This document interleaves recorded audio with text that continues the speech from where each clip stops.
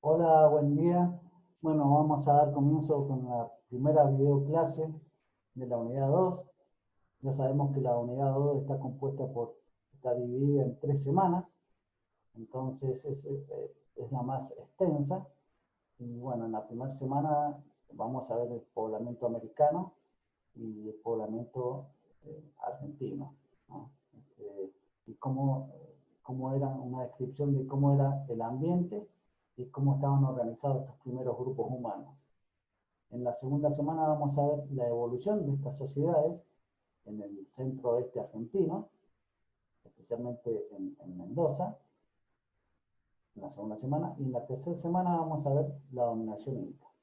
Y además van a tener actividades complementarias que no son obligatorias, pero depende de ustedes si las realizan o no en su proceso de formación como estudiantes universitarios, que seguramente no será solo obtener un título, sino formarse, ¿no? Entonces, eh, están ahí. El que las quiera hacer, que las haga. Bueno, saben que al final de cada unidad, la última semana, día viernes, salvo la última unidad, están los trabajos prácticos que son los necesarios para regularizar. Son 5 en total, de las 5 unidades. Bueno, vamos a dar comienzo con lo que es el poblamiento americano y las sociedades que denominamos cazadoras y recolectoras. Van a tener un texto para, junto con estas videoclases, de poder realizar los trabajos prácticos.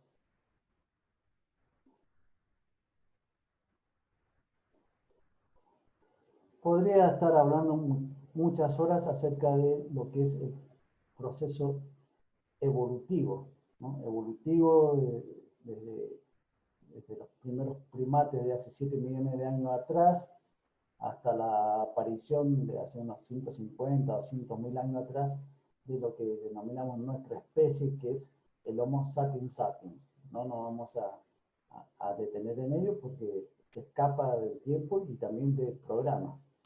Pero es importante saber que en África comenzó todo, la cuna de la humanidad. Ustedes ya lo saben. Hace unos 200.000 años, no nos vamos a detener en lo otro, sí podemos decir así que hace unos 40.000 años, en toda esta parte de Europa, Medio Oriente y Asia Menor, estuvieron conviviendo en rojo los Homo sapiens con verde, sí, verde claro, marrón. Saben que soy malo con los colores, que son los neandertales, ¿no? Y acá vemos las posibles rutas que llevaron adelante los Homo sapiens, o sea, nosotros, para colonizar los distintos continentes y las cronologías. Tenemos dato acá, 40.000 años aproximadamente llegan a Europa, se encuentran con los neandertales, hace 100.000 años mucho antes a Medio Oriente, 70.000 al sur surasiático, y después por Indonesia a 50.000 Australia. Fíjense qué fechas más recientes que son las del continente americano. Se calcula 15.000, hay un gran debate, 15.000 por dónde ingresaron. Esta es una ruta, ya vamos a ver que hay otras, otra hipótesis de cómo ingresaron a América. Pero bueno, sí que la cronología es más o menos aceptada, aunque hay un gran debate en cuanto se ingresaron antes. Bueno, es una ciencia no exacta, así que seguramente a medida que vayan avanzando las investigaciones, dentro de 100 años, cambien estas fechas. Pero por ahora es lo que conocemos. ¿Qué permitió porque como verán acá hay un gran puente, hay un gran estrecho de agua, acá también, toda esta parte. Bueno, acá entraron por tierra, pero ¿qué permitió por lo menos esta parte de acá, que ingresaran acá? la Gran Bretaña, saben que está el Canal de la Mancha, para la tecnología de la época, para la tecnología de la época, y sobre todo esta parte de acá. ¿Qué pasó? Esto se dio, estas fechas, 15.000, coinciden con un periodo climático llamado Pleistoceno. Coincide con el final del periodo climático, porque el periodo climático Pleistoceno, también llamado como la era de las glaciares, ¿no? Por la cantidad de glaciares que hubo en todo el planeta, un gran enfriamiento del planeta, una concentración en los polos del agua, como es un sistema, se concentra en hielo en los polos y hace que descienda el nivel del mar, hace que descienda el nivel del mar. Entonces, ya vamos a ver en la otra diapo cómo eso permitió los puentes continentales. Este Pleistoceno dura aproximadamente casi unos 11.000, 10.000 años atrás. 10.000 años atrás. Entonces, el poblamiento se da en esa transición. Finales del Pleistoceno, comienzo del Holoceno.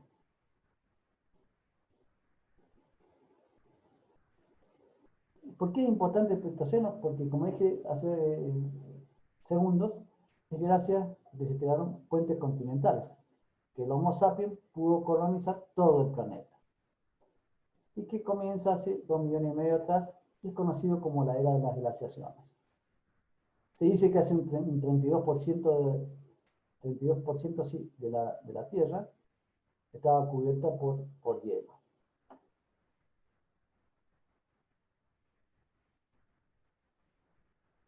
Bueno, de esto me interesa remarcar que hubo un descenso del nivel de mar entre 70 y 130 metros. Importante, ya vamos a ver. Y que esto permitió las conexiones que vamos a ver en las próximas diapositivas. Y este es un dato de color que si se hundiesen todos los glaciares, el nivel del mar subiría a 70 metros. Imagínense en las ciudades que son costeras. Bueno, esto es una imagen que grafica muy bien cómo ese 32% cubría todo, y dónde estaba, qué 32%, en qué sector del planeta estaba acumulado el hielo. Como vemos, casi todo el norte, toda esta parte de acá del norte, Norteamérica, toda Europa, la mitad de Europa, Siberia, y es también importante destacar, en las alturas se acumulan también los glaciares en la altura, ¿no? Glaciares que avanzan y retroceden según las glaciaciones. Se calcula que para el periodo pleistocénico hubo aproximadamente 6-7 glaciaciones. La última, que comenzó hace 150.000 años, fue la más fuerte de todas, la más fría de todas. Como dijimos, terminó hace unos 11.000, 10.000 años atrás. Rápidamente, esta es una imagen de la NASA donde muestra el planeta sin agua. Si bajó entre promedio 100 metros, acá no hay nada, no hay casi esa profundidad, o sea que al bajar el mar, se conectaron estos puentes. Sobre todo esto nos interesa. Este subcontinente llamado Beringia, el estrecho de Bering, que le dicen, ¿no? Y también permitió crear puentes acá, en Indonesia, en Australia, y también entre África y Europa.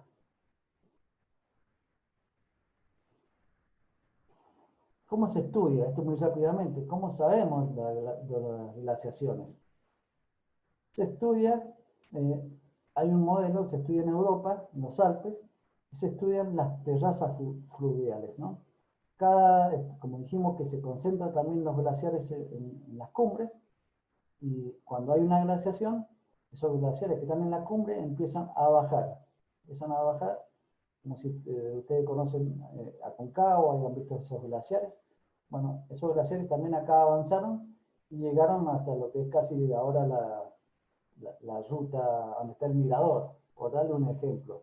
Yo sé que me van a matar los geólogos, pero es como para que tengan una idea, eso que se ve tan a lo lejos, llegó casi al lado de la ruta 7, que va a Chile. Y de Chile venía sobre el río Mendoza también otro glaciar. Como vimos en la imagen anterior, en esta, estaba todo cubierto de glaciares. Estaba todo cubierto de glaciares.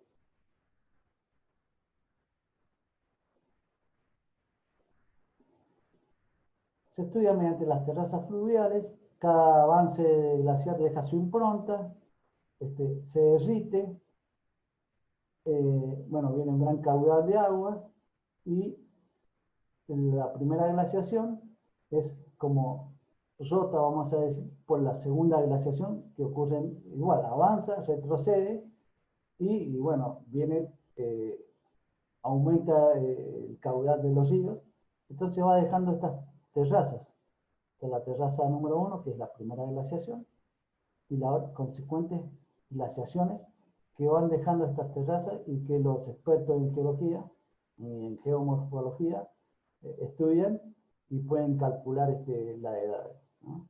Esa es una forma de estudiarla, mediante las terrazas fluviales. Después, algo más complicado, pero muy rápido, es en el mar. Están los sedimentos, se sacan testigos, y en estos testigos hay unos pequeños animalitos que tienen una carcasa de carbonato que absorben el oxígeno existente en el océano. Y si es un oxígeno que tiene una marca de isótopo oxígeno 18, significa que estaba el mar pesado, o sea que había un descenso del mar, y si el mar estábamos en el medio de una glaciación llamada interglaciación, va a tener una señal isotópica de oxígeno 16, más liviano, o sea que se ha levantado a nivel del mar. O sea que está científicamente comprobada las glaciaciones y muy exactas las cronologías. ¿Cómo era el ambiente? Bueno, era un ambiente de estepa, un ambiente frío,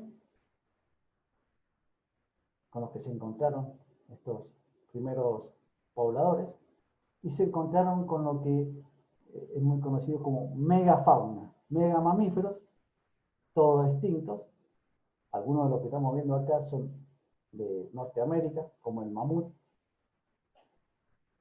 sobre todo el mamut y el bisonte. Y hay otros, los más conocidos de acá, son el megaterio, sobre todo el megaterio, y el gliptodonte. Megaterio y gliptodonte, que son de Sudamérica, que nos interesa en nuestro estudio del territorio argentino. Mamífero, megafauna se considera a cualquier especie de mamífero que pesa más de 1 tonelada. Y este megaterio pesaba aproximadamente 5 toneladas.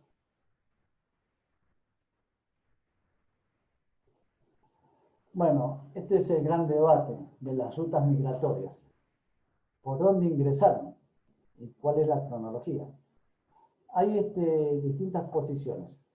Hay unos que dicen que ingresaron, estaban en Siberia, y debido a este puente que remarqué varias veces, que es en Beringia, ingresaron por ahí, abriendo una capa de hielo acá, ya vamos a ver qué es lo que había acá para que ellos pudieran ingresar acá, y fueron colonizando.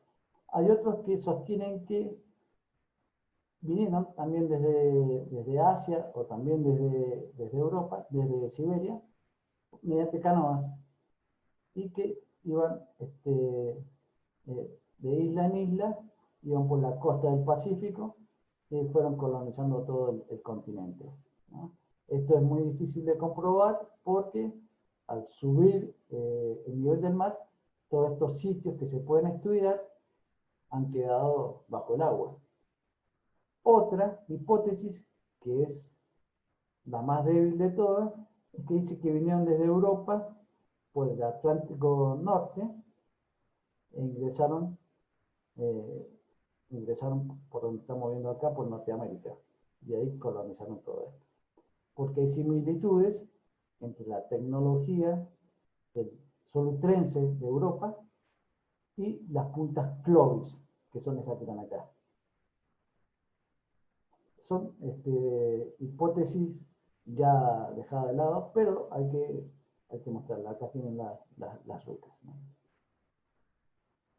Hay otra hipótesis también que habla que ingresaron por el sur, desde Australia, ingresaron al sur de América y de ahí fueron colonizando. Recuerden esto ahí. Está Australia, el Pacífico Sur, que es esto que está acá, ingresaron por acá.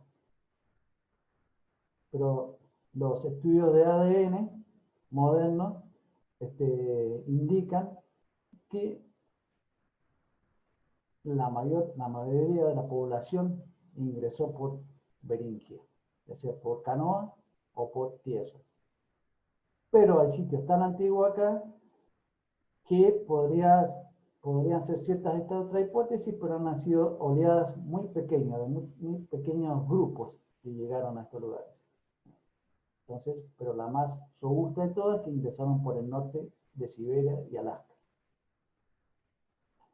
Bueno, estos cazadores y recolectores, ¿cuál era la organización social? Se denomina banda. Se lo denomina bandas. Bueno, no está funcionando, pero se lo denomina bandas de cazadores y recolectores. Bandas de cazadores y recolectores. ¿Cómo estaban organizados políticamente? No había diferenciación social. Eso es interesante, muy importante. No había diferenciación social, o sea, no había jerarquía. Aproximadamente grupos de 50, no más de 50 integrantes, que los enlazaba ser parientes. Entonces, cuando bueno, un grupo ya se hacía un poco mayor, explotaban los recursos, se desprendían algunos integrantes y conformaban otra banda. O algunos de estos integrantes iban a otras bandas que ya existían, ¿no? Entonces, son bandas de cazadores y recolectores con escasa diferenciación social. ¿Cómo lo sabemos a eso? Ustedes ya deben haber visto el video de Politis y cómo él explica cómo podemos llegar a conocer las sociedades del pasado. En cuanto a la economía, ya dijimos que cazaban megafauna.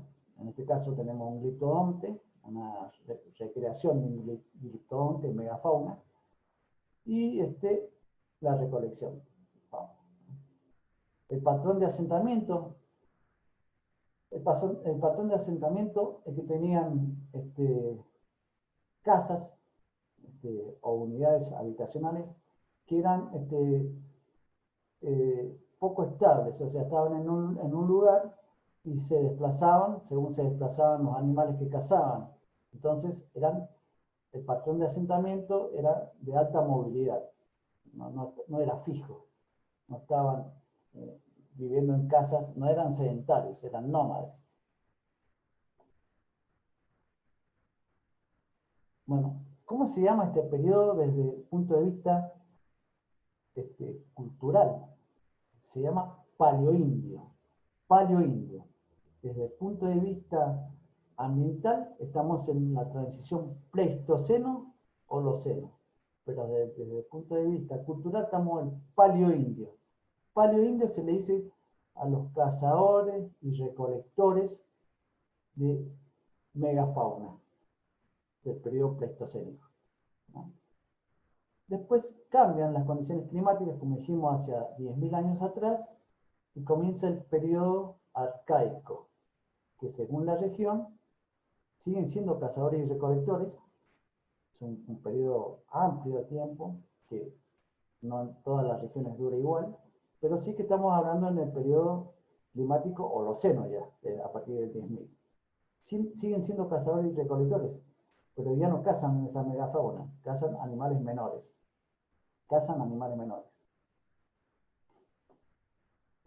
Hacia el 3500, 1400 AP, ya van a ver en las próximas clases con el profesor Rocha, hay un cambio. Es el periodo que llamamos periodo formativo. Después, ya en el norte de Argentina, tenemos el periodo de integración regional y la dominación incaica. El paleoindio, en Argentina, sabemos que eran bandas de cazadores y recolectores de finales del Pleistoceno, que convivieron en algunos casos y cazaron megafauna, pero también consumieron fauna que sobrevivió hasta tiempos actuales. Por ejemplo, el guanaco. En cuanto a la flora, era similar a la actual y ocurrieron cambios en su distribución al pasar al Holoceno.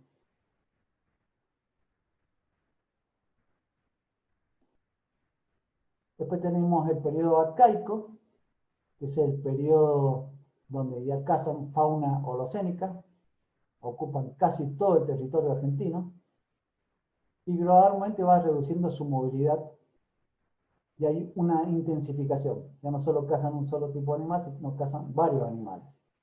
Acá se me pasó algo importante, que la punta de proyectil, así como vimos la punta Clovis, la punta del solutrense en las filminas anteriores, es la punta cola de pescado. La punta cola de pescado, ¿no? Y ya bueno, ya sabemos que la megafauna eran animales muy grandes, como el megaterio, el caballo americano, la causqueria y el gliptodonte. Sitios paleoindios. Sitios paleoindios, como podemos ver, hay en toda Argentina, hasta el sur llegaron, pero importan acá en lo que es Mendoza, y para eso tienen que leer el texto de Alejandro García, que es una ocupación muy temprana de hace unos 11.000 años, AP, antes del presente, que ocuparon, por ejemplo, dos sitios emblemáticos para Mendoza, que son Gruta del Indio y Agua de la Cueva.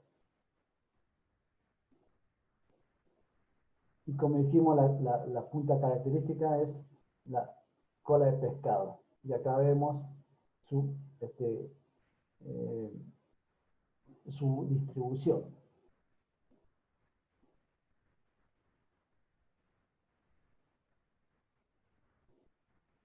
Ahora sí pasamos al periodo arcaico, que cambian las condiciones climáticas, y sobre el final hay una transición al periodo formativo,